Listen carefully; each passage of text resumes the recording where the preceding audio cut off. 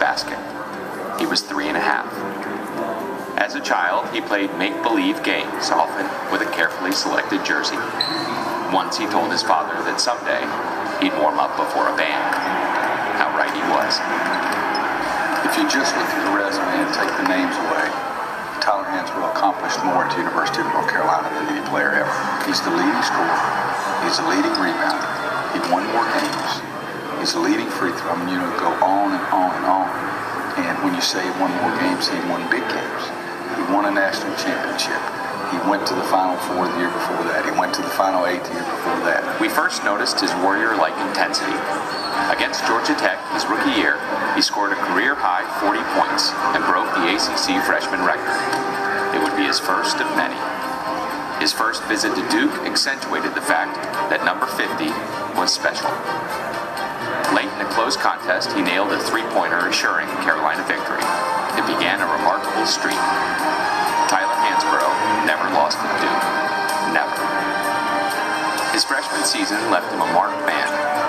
The focus of double and triple teams, he was battered and bruised. He played through it without comment, but the punishment left its marks. While Tar Heel fans talked of bleeding Carolina blue, he literally bled, and by doing so, won our admiration, our respect, even the begrudged respect of his rivals. The focus, the work ethic, the dedication, the discipline is all one area. That he was doing everything he possibly could to be the best player he could possibly be. And I will never forget that. I will never be able to, I'll never be able to repay him. And that's an inadequate feeling as a coach, to know that that player gave you so much. With each season, he expanded his game and his effort. As a junior, he commanded the lane, muscling his way to national acclaim, winning every major ACC and national award. Yet he continued to dive on the floor, sacrificing his body. And spurred by a white-hot desire to win, he wanted the ball late in tight games, like the last-second shot to St. Virginia Tech in the ACC tournament. Off the glass, no good. Rebound followed by Hansbrough. Good! Carolina takes the lead, 68-66. 8/10 of a second remaining. Come here, player of the year. And the jump shots to put Louisville away in the NCAA regional. Then, a moment of reckoning. The punch in the gut loss to Kansas in the Final Four. That stinging defeat prompted his commitment to a fourth year.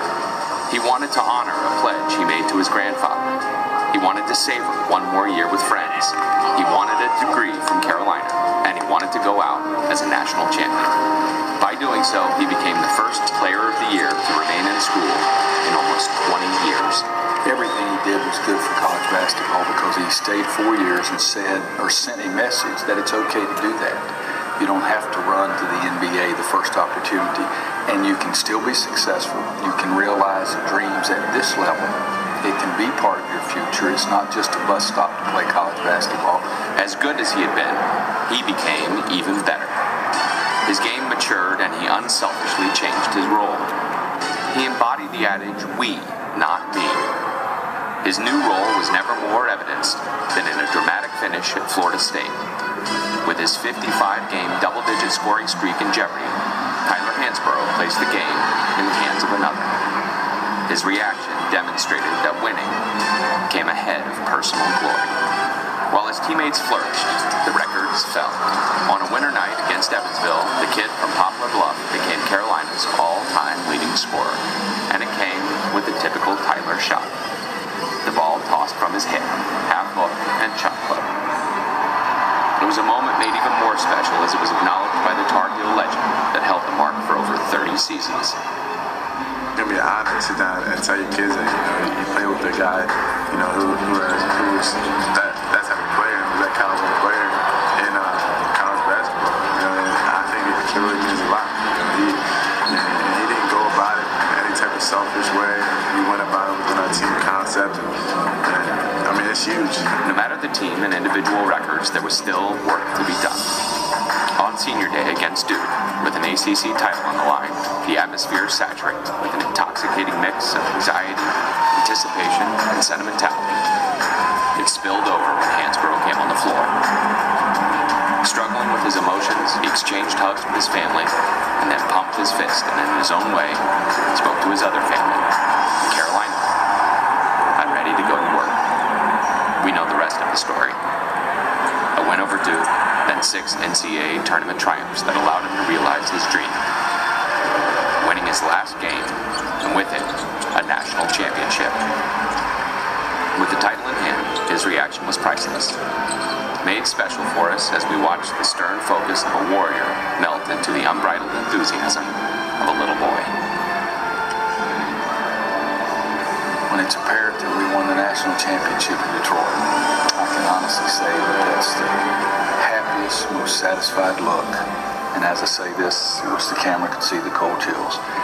The happiest and most satisfied look I have ever seen on any person in my entire life. A remarkable college career is over, but we'll hold to the memories of a young man who played his heart out for us. And to honor him and the realization of his dreams to excel, we have a carefully selected jersey for him, one that flies in the front row, in the upper reaches of blue heaven, there to hang for as long as Carolina plays this magical game, as long as little boys